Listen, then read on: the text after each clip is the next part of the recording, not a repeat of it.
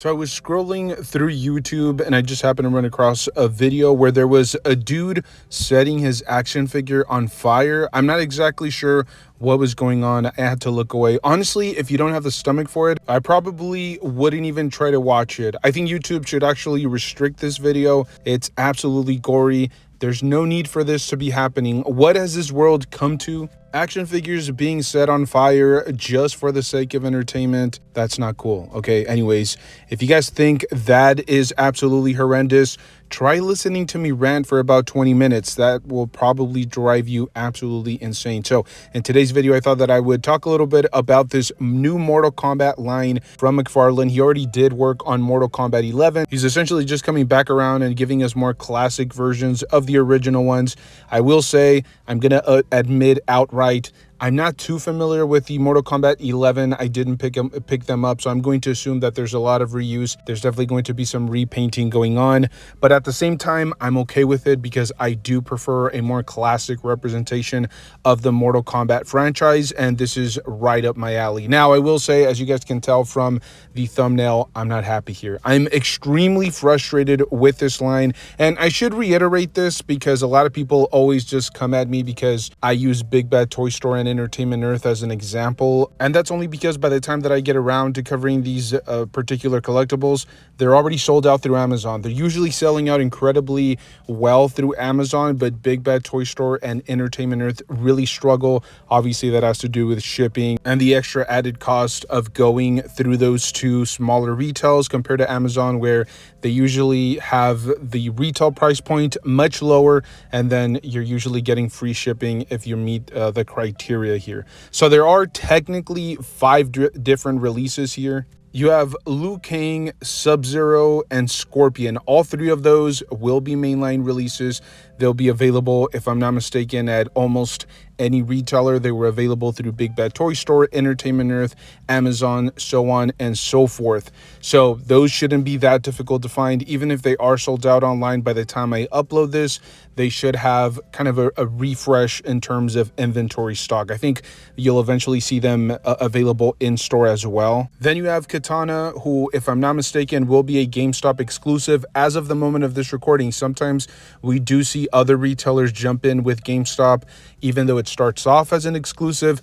Eventually we might see a restock that goes to like Big Bad Toy Store or Entertainment Earth, so just keep an eye on that. And then finally we do have the Mileena and Sub-Zero 2-pack. This is, I think, an alternate version of Sub-Zero.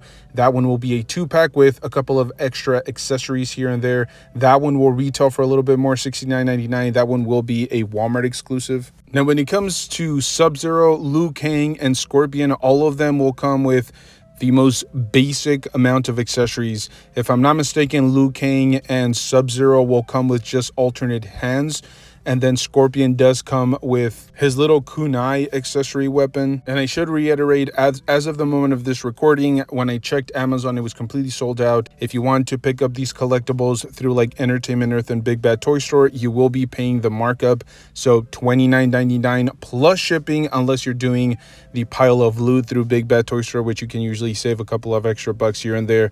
And from what I can tell, the Sub-Zero and the Scorpion action figure have a ton of reuse across both body molds. I think maybe just the arms or the forearms are new and the head sculpt are unique to each individual character. But if I'm not mistaken, the torso and everything else appears to be reused across both body molds, which I have no problem with. It definitely makes sense as long as it's, you know, somewhat accurate to the source material. It's not going to drive me up a wall. But I will say they're incredibly lacking when it comes down to extra accessory pieces here. Kitana will not come with any extra hands. She will only come with a couple of fans, a closed fan as well as an opened one. So absolutely no extra fisted hands for her. Now, Mileena and Sub-Zero appear to have the most to offer, but this is a 2-pack. And as I mentioned previously, it's being priced at $70. I'm not sure exactly why they're being priced that high. We have taken a closer look at some of like the displays that they had for these 2 figures, and I guess if the cardboard backdrop is really intricate enough for you to display, I guess that kind of adds a little bit of value there, but it's just a cardboard backdrop. You can slide the action figure stands in there, which again, if you're looking at value, I guess the action figure stands kind of add a little bit to the 2-pack, but at the same time, McFarlane has offered action figure stands at a flat rate before. This just feels like they're reaching a little bit. Both of them will come with extra heads. Melina comes with a couple of extra hands and then 4 blades total. And then Sub-Zero comes with like 3 extra effect pieces, which can be ported onto the hands. It is also worth mentioning this isn't the exact same Sub-Zero as we previously mentioned that was going to be widely available at retail. This one is going to have translucent forearms. So I don't think there's any new sculpt work. It's just like the translucent effect. And in case you guys are wondering, I want to clarify, those action figure stands do appear to be the same stands as we've seen before.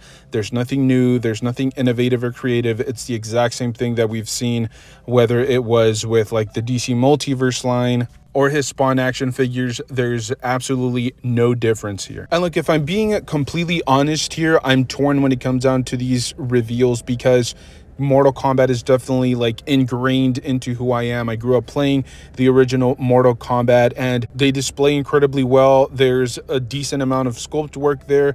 It appears there's going to be a solid amount of paint, and then at least with the 2-pack there's going to be a decent array of accessories. But there's some major gripes when it comes down to these figures. I have absolutely no problem with the paint or the lack thereof, because let's remember, these are characters that are based on essentially like pixelated versions of themselves. You know, back in the day, these Mortal Kombat characters were not very intricate. There wasn't a ton of design work. And so I'm okay with essentially what we've gotten in terms of the design of the figures and then the sculpt work overall. The biggest gripes for me personally are the lack of accessories and then the lack of articulation. This was always going to be a really big point of emphasis for me. I just don't understand it. McFarlane's been making action figures for well over a decade at this point. He knows the game. He knows exactly what collectors want in action figures, at least at that 1/12 to 1/10 scale, and he's just not doing it. Unless those butterfly joints are really hidden on, for example, Scorpion and Sub-Zero, I don't think they're existent. And the mid-torso articulation is absolutely horrendous. I've already mentioned this just a handful of times, at least, you know, in recent memory, about how the mid-torso articulation from McFarlane just doesn't work. I'm not sure exactly how we can fix this, if he needs to shave away at the mid-torso or make soft plastic around there. I mean, he already does it for the pelvic area. It doesn't seem that difficult to be able to use that same plastic for the mid-torso.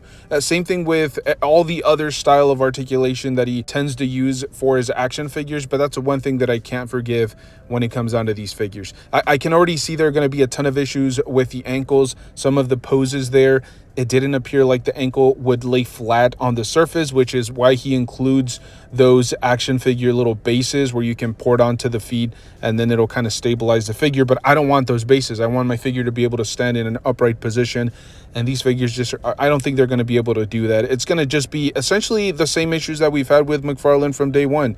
Why isn't he evolving? Why isn't he picking up tricks and tips here? It just feels like he's redoing the same thing over and over and making the same mistakes that he did at the beginning when he acquired all of these licenses. For me, this would have been an absolutely perfect release if he had just fixed those minor little issues. I don't mind the big giant gaping pinholes. I don't mind the, you know, if we're getting mid like neck articulation, if the butterfly joints are not great or if they're, you know, non-existent, I'm okay with that. But the mid-torso articulation, things like the ankles not being able to lay flat on the surface, those are things that I look at when I'm posing my action figures. I want to get them into at least semi-dynamic poses. I'm not saying get them into some crazy articulated stances, but I think the bare minimum would have been to upgrade those older body molds, upgrade his older tech just slightly. I think people would have been okay with it. Unfortunately, I don't know. This is one of those lines that I'm going to have to see in person. Like I said, they're very near and dear to my heart. That's one of the main reasons why I'm very cautious to say that I'm not going to pick these up, but I'm just going to have to see them in person. Honestly, if they sell me in person, I'll pick them up, but I'm just very frustrated with this line. This could have been absolutely perfect. It could have been a home run. Honestly, even if you wanted to take away the extra hands just for the sake of updating that mid-torso, I would have been okay. Like, no extra hands, just the figure with an updated mid-torso and better ankles. That would have just sealed the deal for me. Unfortunately, he's not doing that. And that $70 price point for that 2-pack featuring Sub-Zero, I don't know. I don't like it. And I actually like those translucent arms. I think that actually makes sense on Sub-Zero, as well as the extra accessory pieces. The action figure stands, I mean, come on, at least include it with a figure now and then. I'm not saying include it with every single figure across the line, but there may actually be a lot of people out there that don't collect the DC line or the Spawn universe, and they want action figure stands from McFarlane, and they don't have any extra ones lying around. It's frustrating, but at the end of the day, everybody's gonna have to make their own personal choice on this. Let me know your thoughts down below. Do you guys plan on picking up this line? Are you happy? Are you frustrated? What do you like about it? What don't you like? Let me know down below. Thank you guys so much for tuning in. Stay safe out there. Make sure to enjoy the hobby. Stick around. We're uploading videos on a daily basis. As I said, I'm going to try to switch it up, upload more action figure reviews, maybe some action figure hunts in the foreseeable future. And as I always say, make sure to enjoy the hobby. Pose your action figures, play around with them. Whatever it is that you do to enjoy figures, do it, because sometimes we forget to do it. We get incredibly negative, and that's just not what the game is about, okay? Thank you for tuning in. I'll see you guys in the next one.